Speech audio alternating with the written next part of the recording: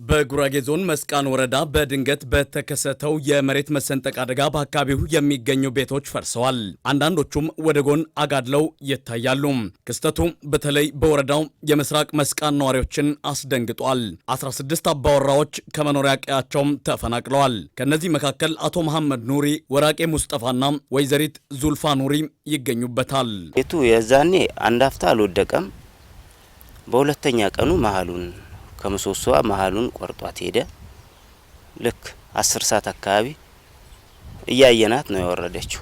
በመሬት በመሰንጠቁ በጣም ሰክተናል። ራሳችን ብቻ ነፍሳችን ብቻ ይዘን ነው የጠፋ ነው በዛን እለት ማለት ነው። በትንሹ ጀምሮ በትልቁ ነው ያደረገው። አሁን ክራይ ቤት ነው ያለ ነው ማለት መንግስት እኔ የማስበው ያው በአስቸኳይ መጠለያ እንትን ያለ ቦታ ቢሰጣቸው እኔ እንደዛ አስባለሁ። ከተፈናቀሉት ውጪ በወረዳው በሁለት ቀበሌ የሚኖሩ 145 ነዋሪዎች በስጋት ቀጠና ውስጥ ስለመሆናቸው የመስቃን ወረዳ ዋና አስተዳዳሪ አቶ ሰለሞን አየለ ገልጸዋል። ስንት ኪሎ ሜትር ይሸፍናል ይሄ መሬት መሰንጠቅ? ቀጣይስ ምን ጉዳት ያደርሳል? ቀጣይስ ምንድነው መደረግ ያለበት የሚለው ነገር የባለሙያን ተመራማሪዎቹ በሚሰጡት አስተያየት መሰረት አድርገን የምንወስዳቸው የመፍትሄ እርምጃዎች ይኖራሉ።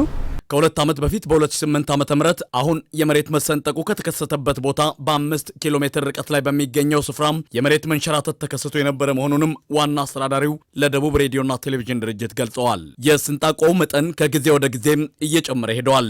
በአካባቢው የሚገኘውን ወንዝ ለሁለት የከፈለው ስንጣቆም የውሃውን የፍሰት አቅጣጫም ቀይሮታል። ወደ ስንጣቆ የሚገባው ውሃ የሚደርስበትም አለመታወቁ ደግሞ በአካባቢው ነዋሪዎች ላይ ሌላ ስጋትን ፈጥሯል። የተፈጥሮ ወንዝ በስንጥቁ ላይ እየገባ ስንጥቁ እንዲባባስ እያደረገ ያለበት ሂደት አለ። ምናልባትም አሁን የወንዙ ውሃ ወዴት ይገባል የሚለው ነገር እስካሁንም አልተገኘም። ይህንን አስመልክቶም የደቡብ ሬዲዮና ቴሌቪዥን ድርጅት በሐዋሳ ዩኒቨርሲቲ በስነ ምድር ትምህርት ክፍል የጂኦሎጂ መምህር አቶ በቀለ አየለን አነጋግሯል። የዚህ የወንዝ ፍልሰት ውሃውን ሊቀይር ይችላል። ይሄ የተለመደ ነው፣ ይቀይራል። ያው ዞሮ ዞሮ እዛው ክራክ ውስጥ ነው የሚገባው። የት ይሄዳል? ስትራክቸር የመሬትን ስትራክቸር ተከትሎ ነው የሚሰርገው። መሬት መሰነጣጠቅ ውሃ ወይ ሊጨምር ወይ ሊጠፋ ይችላል። ዲስቻርጅ ይጨምራል ወይ ሪቻርጅ ይጨምራል የሚለው ነገር ሌላ ሳይንሳዊ ጥናት ነው የሚያስፈልገው። ክስተቱን ከእግዚአብሔር ቁጣ ጋር የሚያያይዙም አሉ።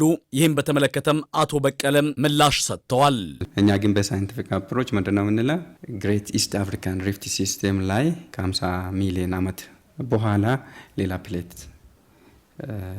ሊፈጠር ይችል ይሆናል የሚል መላምት ነው ያለው እንጂ የእግዚአብሔር ቁጣ የሚለው ነገር ከሳምንታት በፊት የተፈጠረው የመሬት መሰንጠቅ አደጋም ከቡታጅራ ሆሳና የትራንስፖርት አገልግሎት እንዲቋረጥ ማድረጉም ይታወሳል። ችግሩን ለማቃለል መንገዱ ጥገና ተደርጎለት የቀድሞ አገልግሎቱን መስጠት መጀመሩን የኢትዮጵያ መንገዶች ባለስልጣን ማስታወቁን መዘገባችንም የሚታወስ ነው።